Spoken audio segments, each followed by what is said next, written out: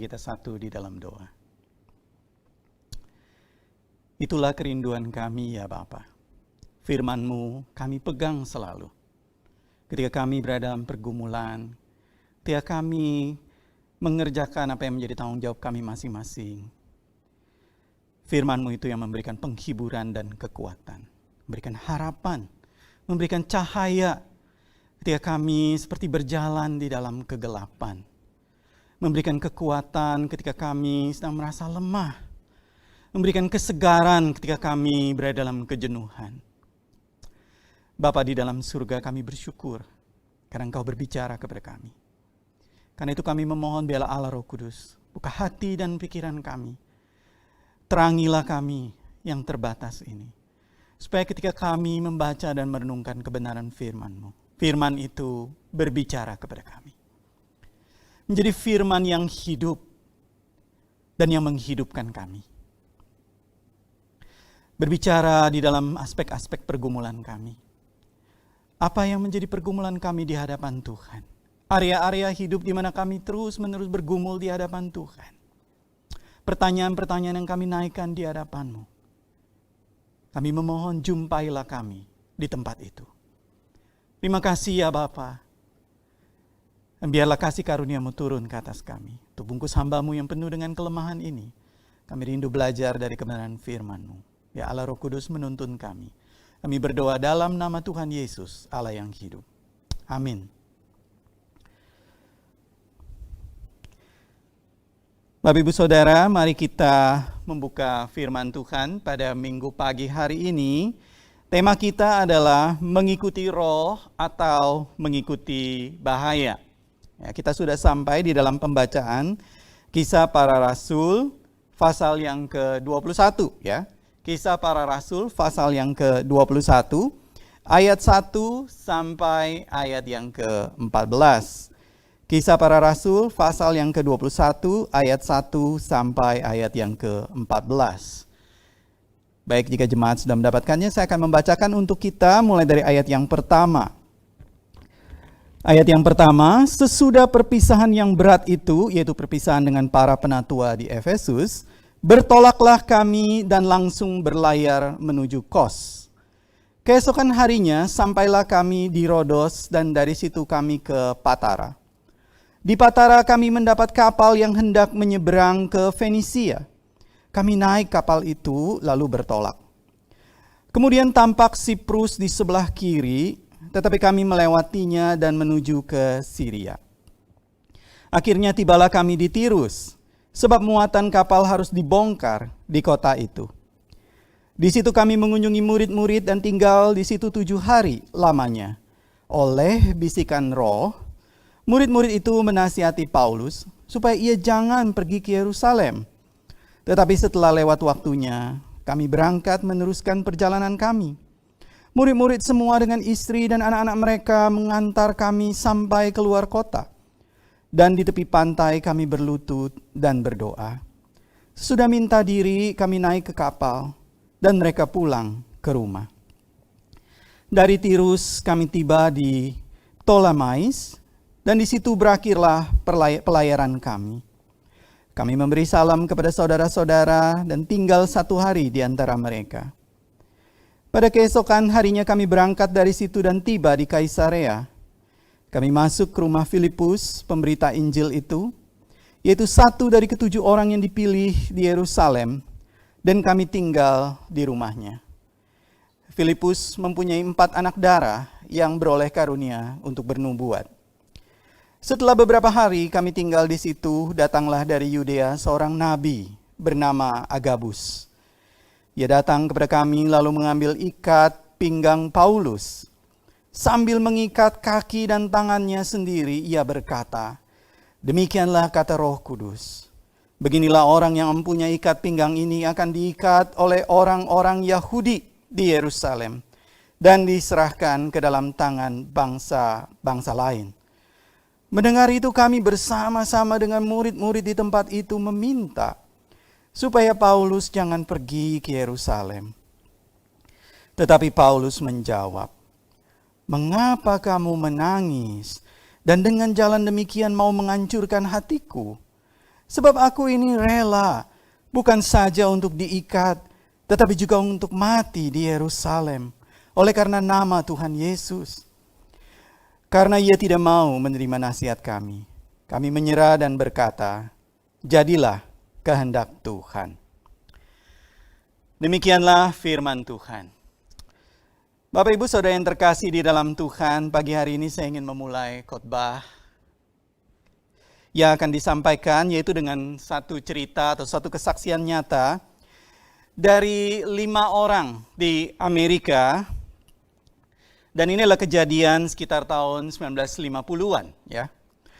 Saudara, ada 5 pemuda bersama dengan 4 temannya. Yang pertama adalah Philip James Elliot atau yang biasa lebih umum dikenal dengan nama Jim Elliot. Saudara, Jim Elliot bersama dengan 4 temannya, mereka baru saja wisuda atau lulus dari Wheaton College, salah satu seminari yang baik di Amerika Serikat. Dan mereka rindu untuk membawa Injil kepada suku-suku terasing di Ekuador. Pada zaman itu Billy Graham baru berusia kira-kira 30 tahun lebih. Dan dengan api Tuhan yang menyala-nyala, Billy Graham menyampaikan kebenaran firman Tuhan di berbagai tempat. Dan kelima pemuda ini bersama-sama dengan roh Tuhan, mereka pun rindu untuk melayani membawa Injil ke tempat-tempat yang belum pernah mendengar Injil. Saudara, pada tahun 1952, kelima misionaris ini akhirnya berangkat ke Ekuador. Ekuador itu adalah di Amerika Selatan, gitu ya. Jadi kalau mereka berada di Amerika Utara, maka mereka ke bawah. Dan kelima misionaris ini berangkat. Mereka memperlengkapi diri dengan bahasa Spanyol dan dengan berbagai keterampilan sebagaimana layaknya kalau misionaris, mereka sebelum masuk ke ladang misi, mereka diperlengkapi terlebih dahulu. Lalu setahun kemudian, Jim dan Elizabeth Elliot menikah di Quito, yaitu ibu kota di Ekuador. Dan 2 tahun kemudian, ini tahun 55, anak perempuan mereka yang bernama Valerie lahir. Saudara, pada tahun 1955 ini adalah kontak pertama kali mereka dengan satu suku yang bernama Waorani atau disebut juga Auca Indians, ya, suku Indians. Jadi ini memang suku yang spesifik yang mereka mau layani karena mereka mendengar sharing, suku ini belum mendengar tentang Injil. Dan saudara, Auca itu sendiri sebetulnya adalah artinya itu adalah savage gitu ya, atau buas. Jadi suku-suku ini kalau misalnya didatangi oleh orang-orang asing, mereka jadi si suku Orani ini berpikir orang-orang asing itu adalah kanibal yang akan memakan mereka. Jadi sebelum dimakan mereka bunuh dulu begitu ya. Jadi semua orang yang datang itu biasanya dieksekusi mati sama mereka. Dan mereka sangat mahir dalam berburu.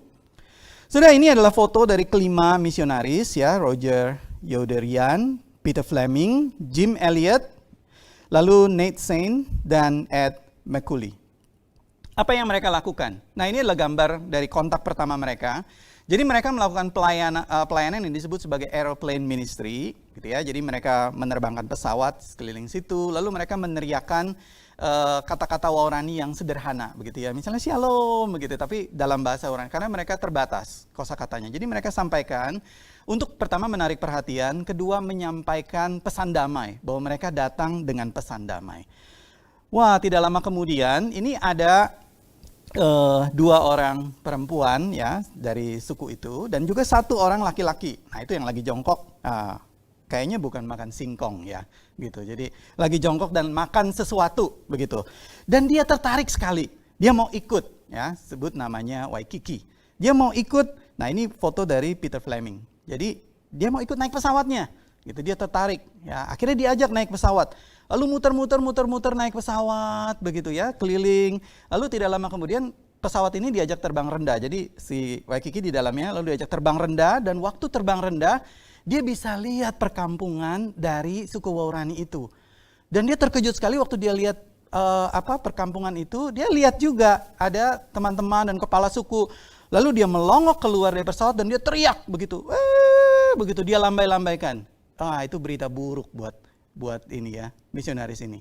Padahal dia berpikirnya ini adalah hal yang baik gitu ya, karena semangat, excited begitu. Nah, tidak lama kemudian jadi mereka akhirnya balik, lalu dia harus pulang gitu ya. Waikiki ini. Jadi balik. Waktu balik ditanya sama kepala suku, kamu itu naik pesawat siapa? Gitu kan ya. Itu pesawat orang asing katanya. Kamu naik pesawat orang asing, bawa 2 perempuan ini juga ke sana. Kamu ini bagaimana sih gitu. Udah dimarahin. Nah, akhirnya dia berbohong. Dia bilang, saya ini ditangkap. Saya ini dijahati gitu ya sama orang asing ini. Nah, akhirnya si kepala suku ini, karena mereka sudah selalu memikirkan kalau misalnya ada orang asing dan ada yang berusaha, mereka merasa terganggu, maka yang mereka lakukan adalah mempersiapkan rancangan pembunuhan dan penyerangan. Maka pada tahun 56, jadi itu cuma 1 tahun ya bedanya ya, 8 Januari 1956. Nah, Jim Elliot bersama dengan 4 kawannya itu sedang menunggu si Waikiki ini dengan 2 perempuan tadi itu naik lagi gitu. Nah, mereka terkejut sekali waktu pada hari itu mereka melihat bukan cuma 1 orang, bukan cuma 3 orang yang datang, banyak yang datang. Wow, mereka excited sekali begitu ya.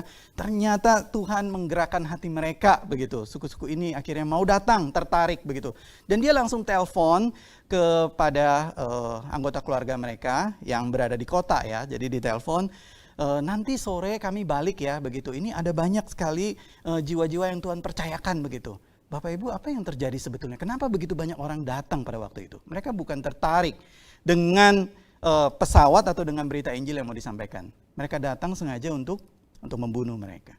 Untuk membunuh kelima misionaris ini. Jadi waktu didekati oleh Jim Elliot begitu, dan mereka langsung berusaha menyerang. Gitu. Lalu Jim Elliot berusaha untuk menenangkan. Gitu ya. Dia menenangkan, tapi waktu dia berusaha menenangkan, dari belakang langsung itu tombak melesat. Set, begitu langsung kena punggungnya, drip, dia mati di tempat. Wah, teman-teman yang lain kaget sekali. Jadi langsung dibunuh di tempat. Maka 4 temannya yang lain ada yang berusaha untuk mengabari gitu ya. Mengabari base camp mereka, kami diserang. Jadi langsung satu-satu ditombak di tempat di situ. Bapak Ibu, 5 orang itu mati di situ. Padahal mereka sudah mempersiapkan diri untuk mengabarkan Injil. Dan mayat mereka dibuang begitu saja di tepi pantai yang bernama Pantai Palma. 5 hari kemudian baru mayat mereka ditemukan. Sudah ada yang rusak mukanya, begitu ya. Dan kisah ini kalau Bapak Ibu mau tonton lebih jauh, ini sudah difilmkan di YouTube ya. Ini dengan judul End of Despair, atau dibaca di dalam satu artikel oleh John Piper dengan tulisan Slain in the Shadow of the Almighty. Bapak Ibu Saudara yang terkasih di dalam Tuhan, di satu sisi kisah ini begitu dalam tanda kutip mengerikan. Tetapi kisah ini juga menggetarkan. Kenapa? Karena ada pemuda-pemuda yang pada waktu itu mereka baru berusia paling 25 tahunan gitu ya. Yang masih sangat muda, yang masa depannya begitu cerah dan panjang. Tetapi mereka menyerahkan diri untuk taat. Dan mereka bukan hanya berani untuk taat, tapi mereka membayar harga ketaatan itu. Bahkan dengan nyawa mereka sendiri. Bapak Ibu Saudara, itulah yang dilakukan oleh Rasul Paulus di dalam perikop yang baru saja kita baca. Saudara, Rasul Paulus sejak awal pertobatannya sudah dikatakan oleh Tuhan. Ketika Tuhan berbicara kepada Ananias ini adalah salah satu seorang pemimpin Kristen di komunitas Damaskus di sana. Dan dia tidak mau untuk membawa Paulus kepada pertobatan oleh karena Paulus itu dikenal sebagai seorang yang garang, seorang yang mau menghabisi pengikut dari Tuhan Yesus. Tetapi Tuhan berkata kepada Ananias, pergilah, sebab orang ini adalah alat pilihan bagiku untuk memberitakan namaku kepada bangsa-bangsa lain, serta raja-raja dan orang-orang Israel. Aku sendiri akan menunjukkan kepadanya betapa banyak penderitaan yang harus ia tanggung oleh karena namaku. Jadi Bapak Ibu Saudara, sejak awal Tuhan sudah menunjukkan kepada Ananias dan kepada Paulus bahwa Paulus, engkau dipanggil dan bukan dipanggil untuk enak-enakan, tetapi dipanggil untuk masuk ke dalam satu jalan penderitaan yang banyak sekali. Dan Tuhan memanggil Paulus masuk ke dalam penderitaan yang panjang memberitakan Injil dari satu kota ke kota yang lain. Dan hal ini Paulus terima dengan hati yang lapang.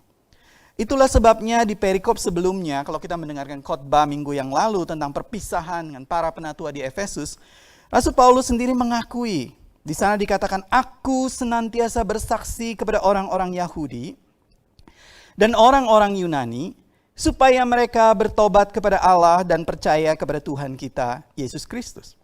Tetapi sekarang, sebagai tawanan roh, Paulus berkata, aku ini tidak bisa kemana-mana, aku ini ditawan oleh roh, kira-kira begitu.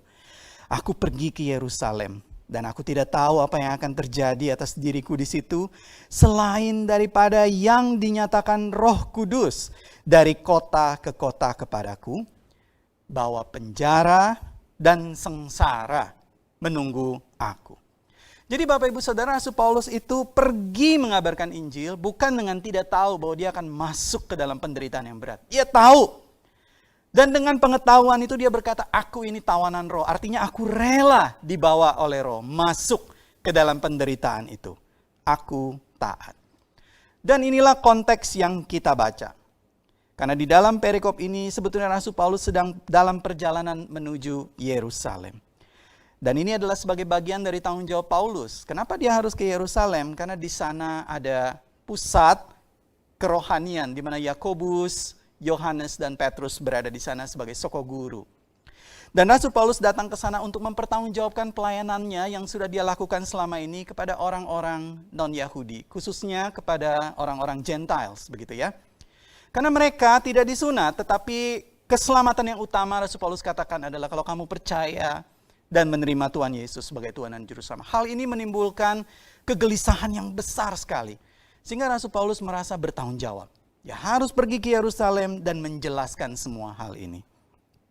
Jadi dari Efesus menuju Tirus. Dan di Tirus tadi kita baca, oleh bisikan roh, murid-murid itu menasihati Paulus untuk tidak pergi ke Yerusalem. Saudara, ini ayat yang menarik sekali. Oleh bisikan roh, murid-murid itu menasihati Paulus untuk tidak pergi ke Yerusalem.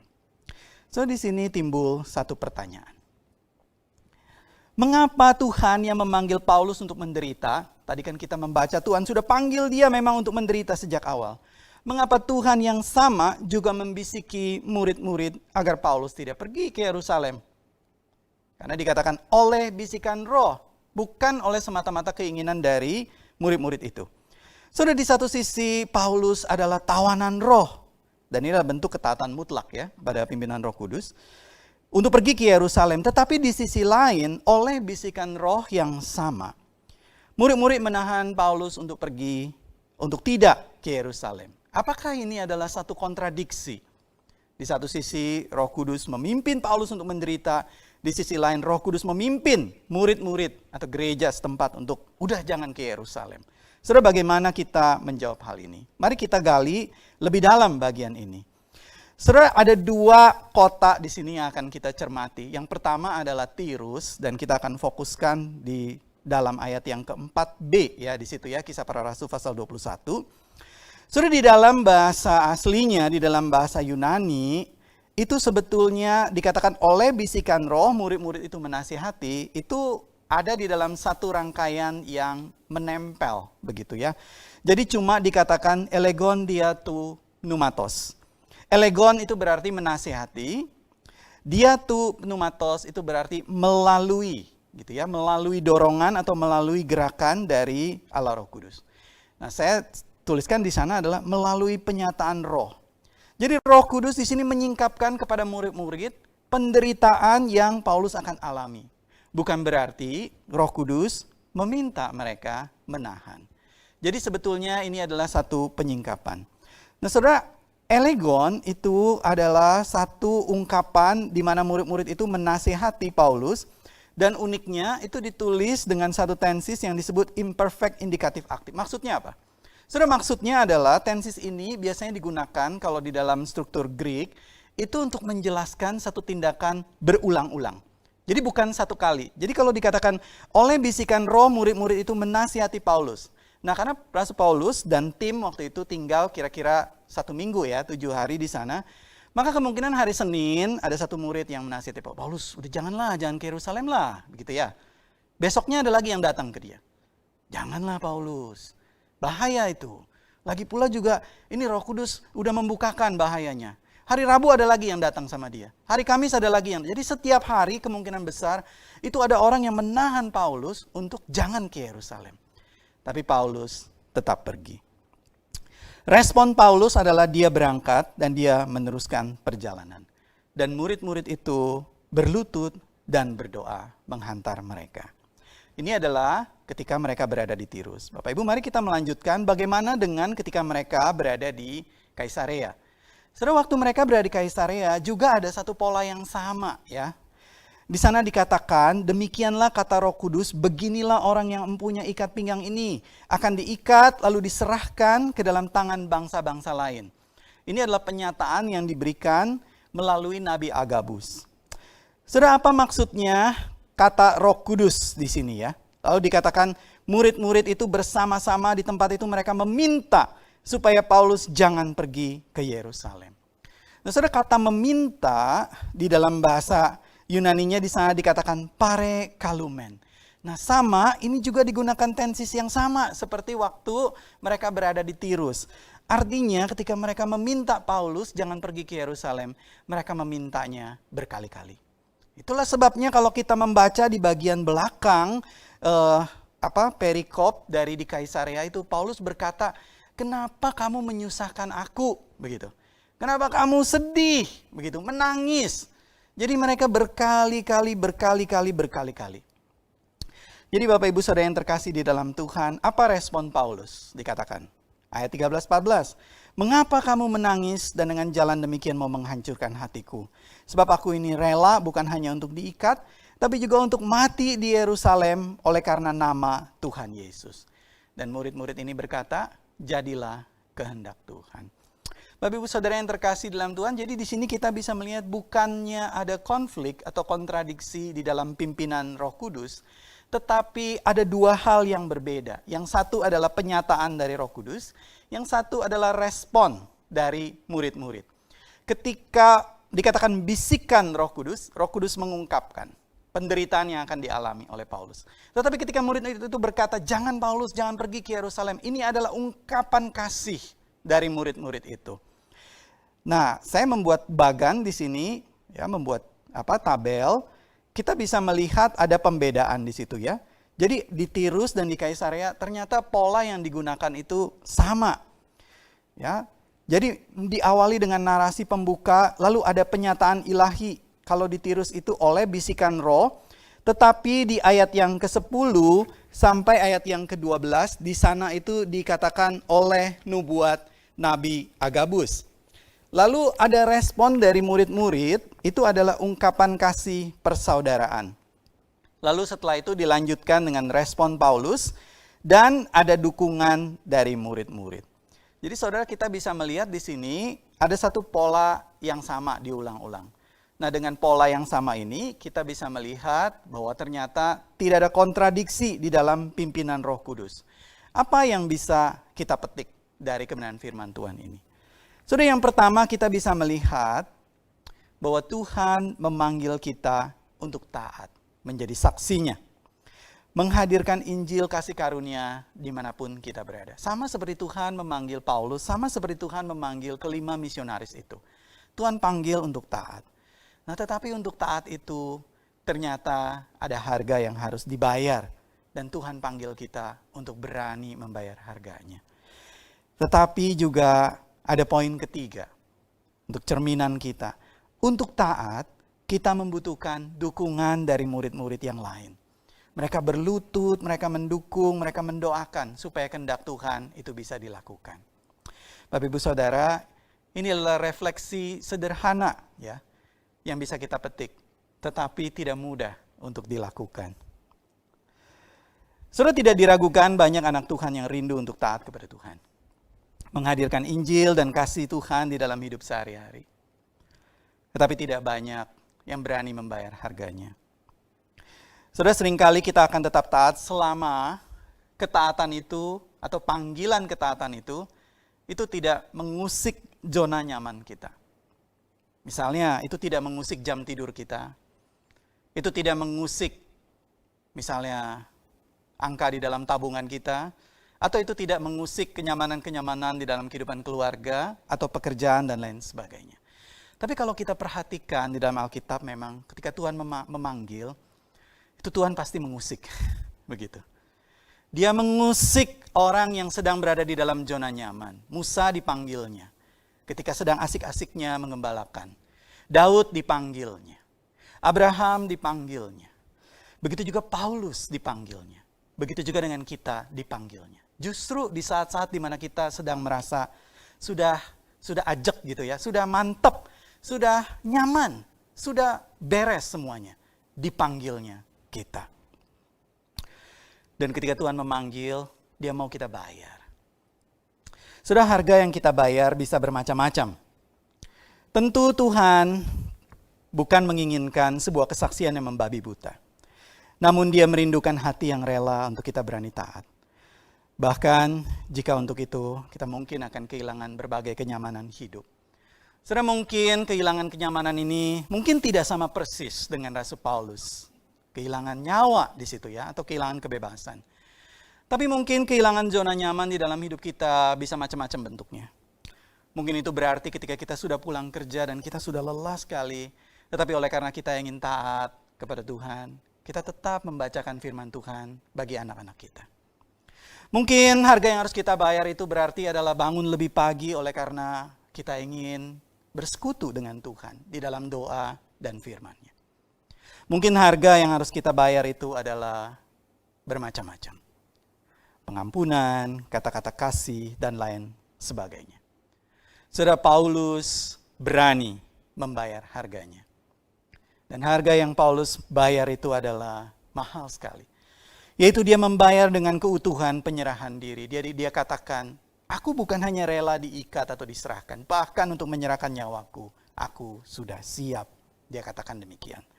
Dan ia disiksa dan ditangkap di Yerusalem dan lalu dibawa ke Roma. Jika kita nanti membaca ya di dalam minggu-minggu berikutnya, ketika Paulus sudah sampai ke Yerusalem, lalu dia memberikan penjelasan apa yang dia lakukan. Lalu orang-orang Yahudi itu menjadi marah sekali kepada Paulus dan menimbulkan huru-hara. Dan itu adalah titik awal di mana Paulus akhirnya ditangkap, lalu dibawa oleh pasukan Roma. Sebab jika tidak, dia bisa dibunuh di tempat oleh massa. Dan di dalam pemeliharaan Tuhan, sebetulnya ketaatan Paulus ini berbuah manis. Berita Injil sampai ke ujung bumi. Nah, pada waktu penulisan Kisah Para Rasul, yang dimaksud dengan ujung bumi itu adalah Roma.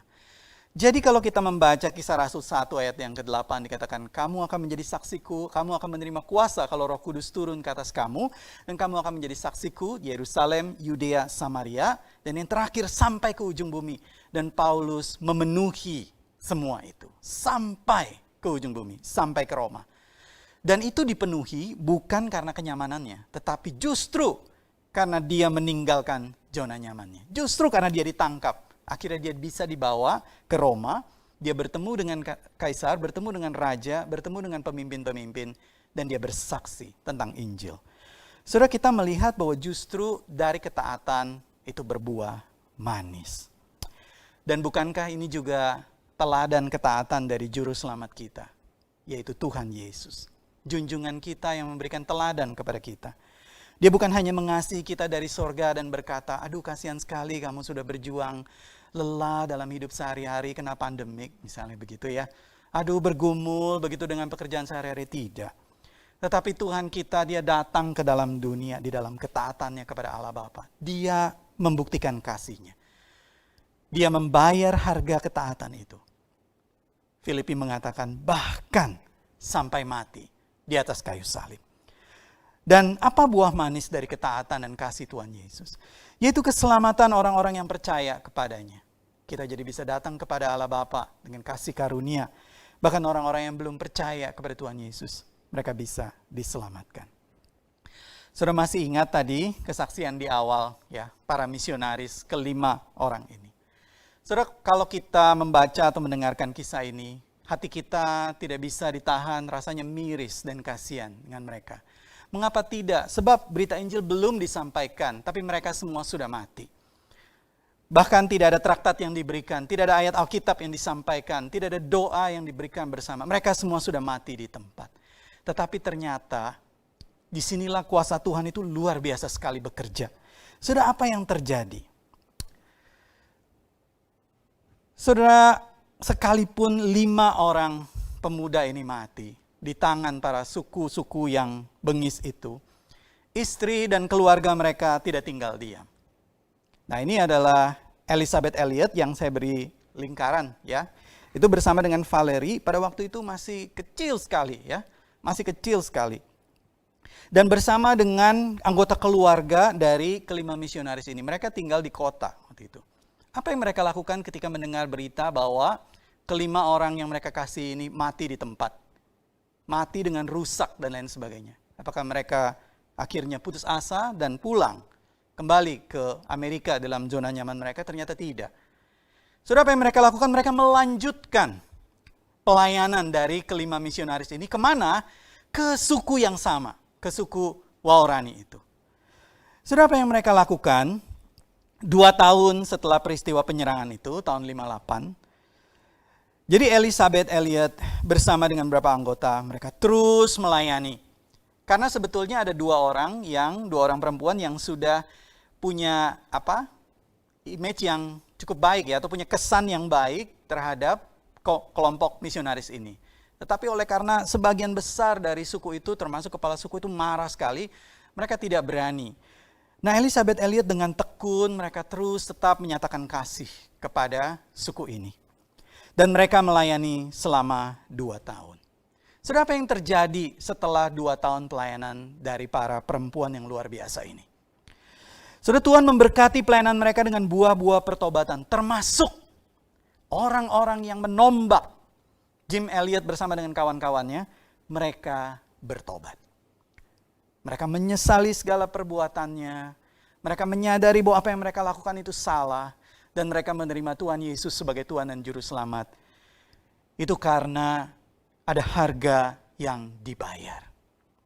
Karena ada ketekunan yang dilakukan. Dan inilah gambar dari salah satu penduduk suku dari Waorani yang bernama Kawia ya. Dia dengan Alkitab yang terbuka, dia duduk bersama dengan kawan-kawannya yang lain juga dari suku yang sama, dan mereka semua membaca Alkitab dan mereka percaya kepada Tuhan Yesus. Sampai sekarang suku Waorani ini adalah salah satu suku di mana banyak orang percaya kepada Tuhan Yesus. Saudara, sebelumnya itu Injil tidak bisa masuk ke situ. Justru karena 5 orang yang membayar dengan hidup mereka, dan juga para perempuan, istri-istri mereka yang betul-betul setia dan tekun meneruskan pelayanan dari apa yang dilakukan oleh para suami mereka. Bapak Ibu Saudara yang terkasih di dalam Tuhan, mungkin tidak setiap kita dipanggil sebagai misionaris masuk ke pedalaman, begitu ya. Mungkin banyak di antara kita yang terpanggil misalnya di dalam studi kita yang sedang duduk di kursi pelajaran kita, para mahasiswa. Kita sedang duduk di tengah-tengah sekularisme. Sedang duduk di dalam satu gelombang ilmu pengetahuan yang luar biasa majunya. Tetapi juga pada saat yang sama dengan satu godaan untuk meniadakan Tuhan di sana. Jadi segala sesuatu hanya diukur dari pikiran. Segala sesuatu hanya diukur dari apa yang bisa dibuktikan di atas meja laboratorium. Yang menjadi pertanyaan adalah, apakah kita sebagai mahasiswa, kita akan tetap memelihara iman kita, taat kepada Tuhan dan berintegritas ketika kita membina ilmu. Mungkin kita yang ada dalam pekerjaan dan bisnis di tengah-tengah pragmatisme, orientasi yang paling utama adalah memaksimalkan profit. Tuhan memanggil kita supaya kita tetap punya daya tahan dan ketaatan menjadi penata layan Tuhan yang cekatan dan setia. Bagi kita yang berada di dalam pernikahan, di tengah imoralitas rumah tangga, di mana seringkali ketidakkudusan, perselingkuhan, penyimpangan bukan lagi menjadi sesuatu yang tidak enak didengar, tetapi menjadi sesuatu yang difilmkan di sinetron dan dibumingkan di dalam film-film yang bahkan masuk ke seluruh dunia, ratingnya bahkan paling tinggi, seolah-olah ingin mengatakan, ya pernikahan memang begitu, itu yang realistis. Tapi kalau pernikahan Kristen, nggak bisa lah begitu. Bapak Ibu, tidak. Apakah kita sebagai anak Tuhan tengah-tengah keluarga kita, Tuhan memanggil kita untuk tetap kudus dan punya kesetiaan di hadapan Tuhan. Bahwa kita tetap mau taat kepadanya. Sebagai orang tua di tengah-tengah zaman yang penuh dengan digitalisasi, value dan nilai semua masuk ke dalam pikiran dan hati anak-anak kita. Tuhan memanggil kita untuk tekun mengajarkan firman Tuhan. Dan bagi kita gerejanya, yang seringkali ada satu gelombang yang disebut sebagai namanya adalah church neanity. Ini adalah suatu kondisi di mana gereja itu terlihat sebagai gereja di luar. Yaitu ibadah yang rapi, ibadah yang baik. Tetapi tidak ada dampak dari komunitas itu. Itu yang disebut sebagai church neanity. Bukan Christianity. Itu adalah church neanity. Tetapi panggilan Tuhan bagi kita adalah untuk terus menjadi saksi yang hidup, saluran kasih yang nyata dan terasa bagi masyarakat. Bapak Ibu Saudara yang terkasih di dalam Tuhan, inilah pesan firman Tuhan pagi hari ini. Walaupun harganya mahal, jika dilakukan dengan tekun dan setia, maka ketaatan akan kehendak Allah akan selalu berbuah manis pada akhirnya. Tuhan tahu dan mengenal anak-anaknya yang taat. Dan Tuhan menyertai mereka.